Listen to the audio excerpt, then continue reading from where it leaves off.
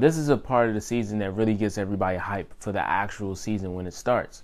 And this part is draft season. So it's about to happen. And, right now the Commanders don't know who they're going to pick. They may know, but we don't know as fans. And, we have feelings of who we may feel they should get and who would best fit them in their plans. But honestly, we don't know anything. But right now, it seems like a lot of people have been saying that it could be Jayden Daniels or it could be Drake Maye. But honestly, we don't know.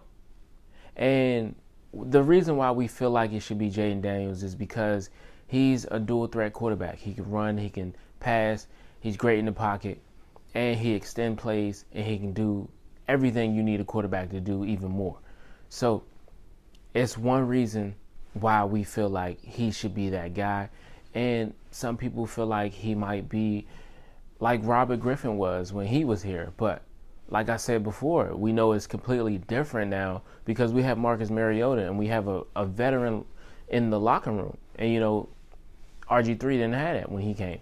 So right now with Drake Maye, for example, he is one of those guys where he has a lot of talent, but people feel like he should sit for a year, and I can see that happening.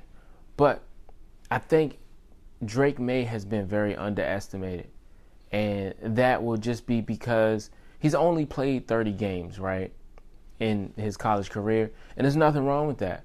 But if you're comparing him to Jayden Daniels, somebody that has played over 50 games in the college level, and that's because he's been in college for 5 years versus Drake Maye's 3 years. And it's just one of those things where when you compare the two, you can see that, okay, when you look at Drake Maye in his first 3 years, it has been way much better. I don't even know if I can say that like that, but he's been much better than Jayden Daniels in his first 3 years with Arkansas. So if you were to compare those two and say, for instance, Jayden Daniels decided to come out this year and he didn't play for LSU, right? And he only played 3 years at Arkansas. We will all pick Drake Maye. And that's just because Drake Maye has done phenomenal in his first 3 years, throwing over 60 touchdowns and just a few interceptions compared to how Jayden Daniels did in his first 3 years, which he threw over 30 touchdowns and threw for I believe 13 interceptions. But you can see so much of a difference. I think if this was that time, like I said, I think we would have went with Drake Maye right off the bat. But just going off his first 3 years. But right now, seeing as though Jayden Daniels has played in one of the hardest divisions in college, and then not only just played in there, he has done phenomenal in his second year in that SEC division. That is really looked at as, oh wait, hold on now, he has really changed his whole college career around off of joining this one team. So we seen his first year in LSU, he did great, but he did even better in his second year at LSU, and not only just better, but he also got the Heisman Trophy. So that has just showed more reasons why we find Jayden Daniels to be the guy for us right now, because he showed growth. He showed that he can do more than just run with the ball. He showed that he can do good in the pocket. He can lower his interceptions. And the reason that the fact that he's had 2 years in LSU really shows a huge difference. It's not like you could say, it could be this talk about Jayden Daniels had top receivers that he had to throw to, so it made him this perfect person. But wouldn't you say that would be his, wouldn't you be able to say that excuse will work the first year he came into the LSU program versus the second year? You see what I'm saying? Because he had them same players there the first year, but the difference was he elevated in that second year. So it's kind of like you can't even say it was the wide receivers, because I would say it was the chemistry. It was the fact that he adapted to the environment. It was the fact that he learned how to play better in the pocket. It's the fact that he learned how to play better outside of the pocket. It's the fact that he understood how to play a top level defense in college. So he understands a lot more, and his development and his adaptability has been great in college, and especially at the top division. So that's a lot that we have to look at compared to a Drake Maye, who, of course, he got, offers from other schools to go play there, but he chose to stay at North Carolina. So you kind of only a product of your environment. So he can only be as good as in his environment. So that's where he stayed. So he had to perform, and he had to do his best. And what he did was great. Don't get me wrong. It was phenomenal. But right now, am I going to take him over a Heisman Trophy winner, a guy that can do great outside of the pocket? And don't get me wrong, because Drake Maye can also score touchdowns with his legs.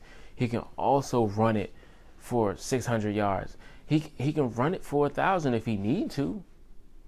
But that's just not his game. That's not his play style. So if we were to go get Drake Maye, I wouldn't see this as a wrong thing, because Drake Maye does have potential.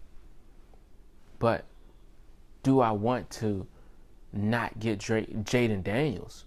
No, I don't think he should go past us. I think we have a lot to explore there, seeing as though he's shown that he can adapt over the years, and he can improve, and he can do better.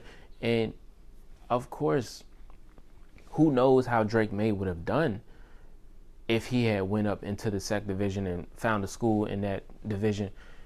Who knows? But everybody doesn't get that opportunity. And because Jayden Daniels got that second opportunity to prove himself and really get a chance in, the toughest division in college, it showed that, wow, okay, no, this guy's not just average.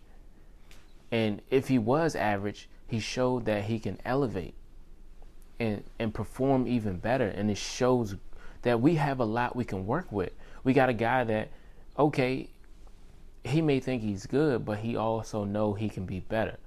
So it's one of those things that we can take from it, because and the fact that he's played over 50 plus games, it shows like, wow, okay, this guy has learned a lot. And I want a guy that's experienced. I want a guy that I can, really look at all of his games and really dissect them and see and pick his brain and really see where he can go. Do he feel like he can go up? Or does he feel like he's good enough? Really pick his brain. So it's going to come down to that. But I understand we've been hearing a lot of Drake Maye news. And of course, I see why. Drake Maye is nice. But if he was to add 2 extra years onto his college career, who knows? We could be taking him first overall. But just going off his small sample size, I don't think it's enough to push him ahead of a guy like Jayden Daniels, who's in that top division, who's shown that he can do it all, who's shown that he can read defenses, who's shown that the small little details he masters at. So his footwork, he's good at. Of course, he's not phenomenal every play, but he knows how to work around it. He knows how to get back to it. He knows how to get his feet work back to where it needs to be to make those big plays. But let me know how y'all feel about the situation. And I think this is just one of those reasons why we just keep hearing his name, because he's a good player. Drake Maye is a good player, but he's not right now better than Jayden Daniels right now to me. And I don't know what y'all see, but y'all let me know how y'all feel about the situation. And definitely subscribe to the channel. I appreciate y'all. Definitely help me get to this 1,000 subscribers. And I'm out.